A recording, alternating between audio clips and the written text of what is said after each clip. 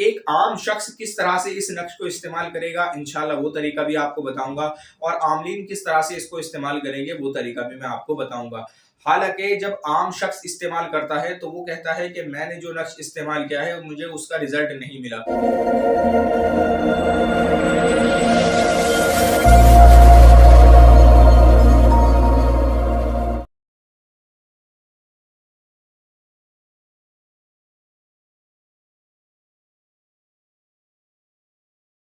अस्सलामुअलैकुम, मेरा नाम है मोहम्मद शादाब और आज मैं एक और वीडियो लेकर हाजिर हुआ हूँ। और आज की इस वीडियो के अंदर जो नक्श लेकर हाजिर हुआ हूँ वो है अदावत के लिए। किन्हीं भी दो शख्स में अदावत डालने के लिए आप इस नक्श का इस्तेमाल करेंगे, यानी अगर किन्हीं भी दो शख्स के दरमियान नफरत पैदा करनी है तो हम इस नक्श का इस्तेमाल करेंगे। लेकिन एक बात को आप समझे, ये नक्श आप जायज़ मकसद में इस्तेमाल करेंगे, नाजायज़ मकसद में हम इसका इस्तेमाल नहीं करेंगे। बाज़ मरतबा कई शख्स ये शिकायत करते हैं कि हमने अदावत के बहुत से अमल तैयार किए हैं, बहुत से नक्श तैयार किए हैं, और जिस तरह से बताया जाता है या किसी किताब से उन्होंने कोई नक्श लिया है और जिस तरह से उसके अंदर तरीका लिखा हुआ होता है बिल्कुल उसी तरह से हमने वो नक्श इस्तेमाल किए हैं, लेकिन हमको फ़ायदा नहीं होता। तो एक वजह तो ये है फ़ायदा ना होने की कि आप उसको सही जगह इस्तेमाल करें, यानी कि जहां उसको इस्तेमाल करना है वहीं इस्तेमाल करें। बाज़ शख्स अपने फ़ायदे के लिए सामने वाले शख्स का नुकसान कर देते हैं, तो ऐसी जगह आप अमल को इस्तेमाल ना करें जहां आपको तो फ़ायदा हो और सामने वाले शख्स का नुकसान हो जाए।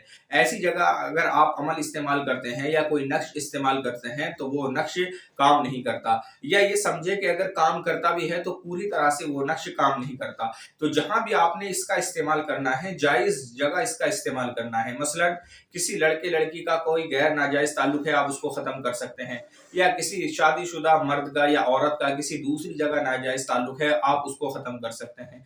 बहरहाल आपका मकसद जायज़ होना चाहिए। अगर आप जायज़ मकसद में इसको इस्तेमाल करेंगे तो 100% ये आपको फ़ायदा देगा। और एक दूसरी बात, एक आम शख्स किस तरह से इस नक्श को इस्तेमाल करेगा, इंशाल्लाह वो तरीका भी आपको बताऊंगा। और आमलीन किस तरह से इसको इस्तेमाल करेंगे वो तरीका भी मैं आपको बताऊंगा।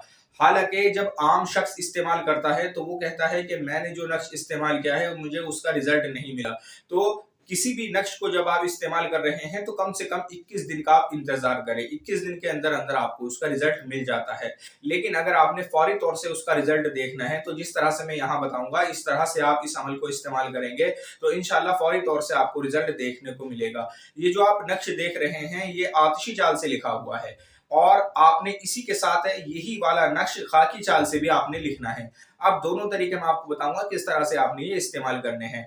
पहले आप इस नक्श बनाने का तरीका देखें। ये नक्श आपने मंगल के दिन बनाना है, मंगल या शनिचर के दिन आप इसको बनाएंगे।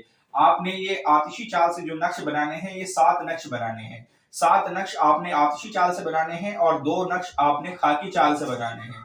अब आप देखें ऊपर आपने लिखना है 786 16 खानों का बॉक्स बनाना है, और ये आपने लाल पेन से तहरीर करना है। यहां से आप इसको भरना शुरू करेंगे। 1449, 1450, 1451, 1452, 1453, 1454, 1455, 1456, 1457, 1458, 1459, 1460, 1461, 1462, 1463, 1464।